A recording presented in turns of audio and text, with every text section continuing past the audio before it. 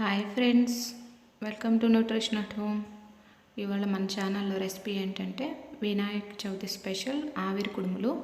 దీంట్లో ఏంటంటే మనము లోపల స్వీట్ స్టఫింగ్ పెడుతున్నాను. సో ఇదైతే చాలా చాలా టేస్టీగా ఉంటాయి.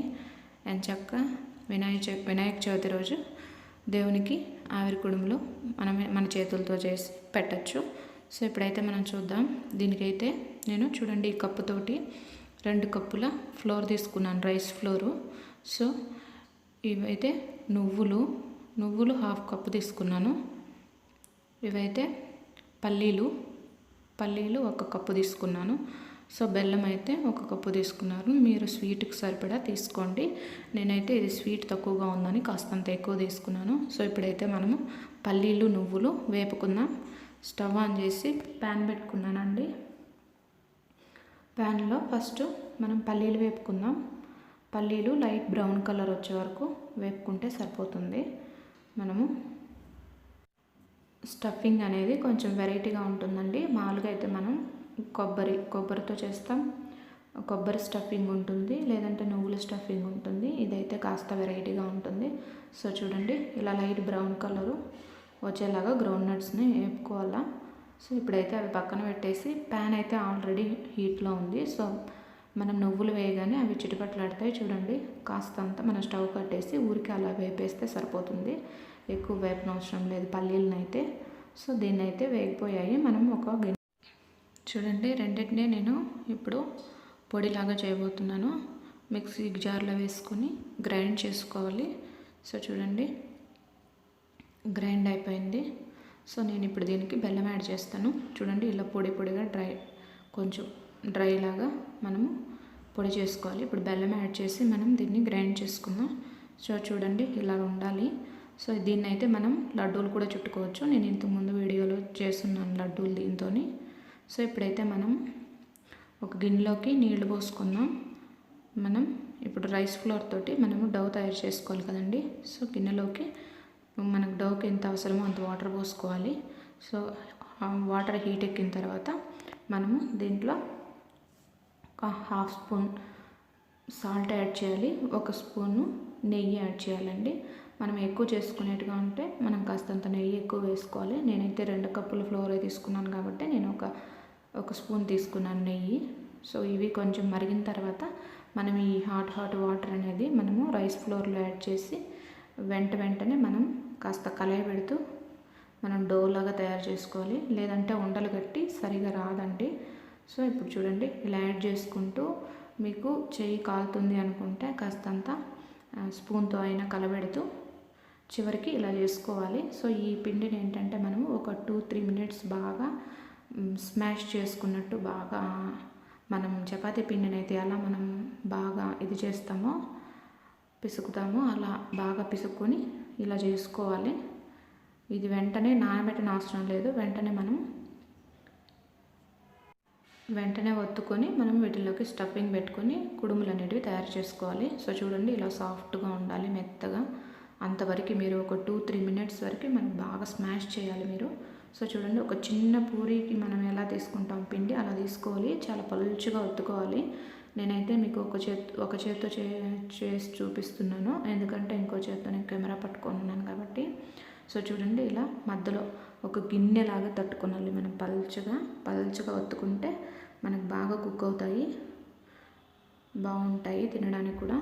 సో ఏంటంటే చూడండి, ఇంత పల్చగా లోపలికి ఒక గిన్నెలాగా లోపల బాగా రౌండ్గా వచ్చేలాగా, చుట్టుపక్కలంతా కొంచెం క్రాక్స్ వస్తాయి.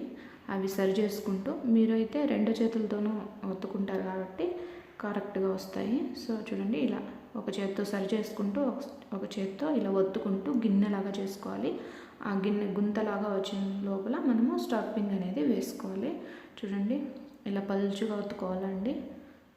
సో చూడండి, ఇందులో అయితే నేను ఇప్పుడు స్టఫింగ్ వేసాను. సో దీన్ని ఇలా 2 ఎడ్జెస్ ఇలా కలిపేయడమే, అంతే, ఇంకేం లేదు. సో ఇలా 2 ఎడ్జెస్ కొంచెం మెల్లగా ఇలా అంటే సరిపోతుంది. స్టఫింగ్ అనేది మీరు ఒత్తుకునే దాన్ని బట్టి మీరు స్టఫింగ్ అనేది లోపల పెట్టుకోవాలి.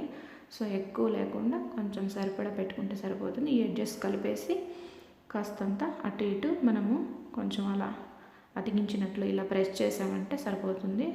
దీనికి మీరు డిజైన్లు కూడా వేసుకోవచ్చు. మన ఫోర్క్ స్పూన్ ఉంటుంది కదండి, దాంతో ఎడ్జెస్ అంతా మనం కొంచెం డిజైన్ లాగా పెట్టుకోవచ్చు.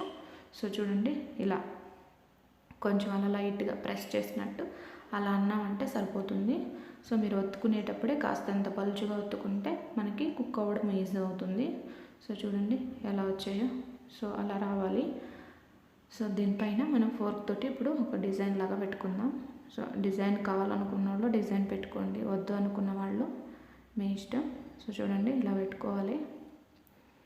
సో ఇలానే మనము మిగిలిన పిండిని కూడా అలా చేసుకుంటూ మనము ఆవిరి కుడుములో తయారు చేసుకోవాలి.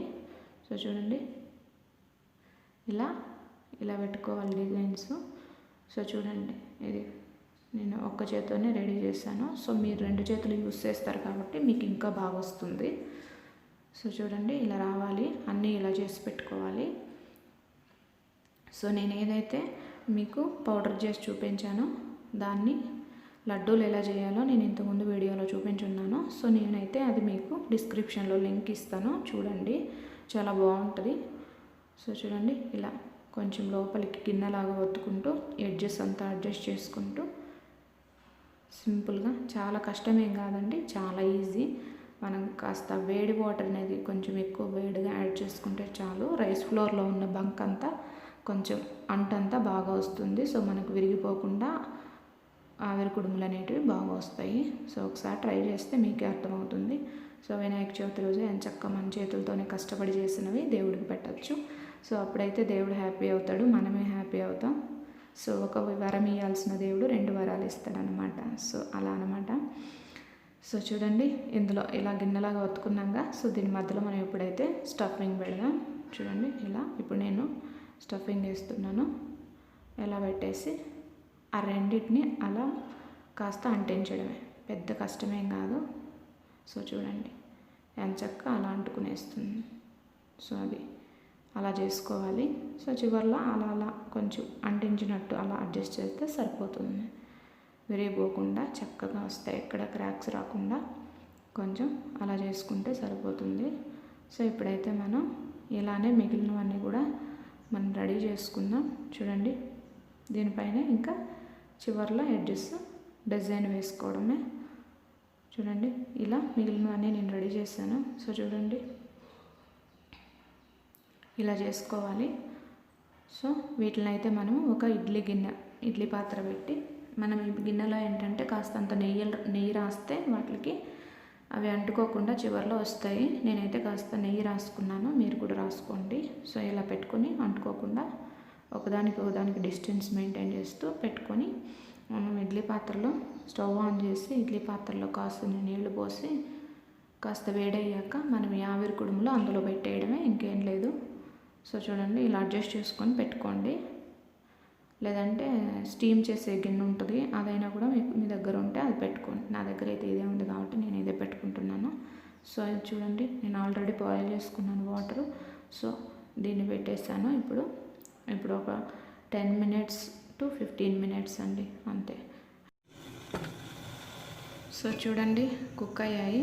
నేను 15 to 20 minutes పెట్టాను స్టవ్ పైన. సో చూడండి ఎంత సాఫ్ట్గా ఉన్నాయో.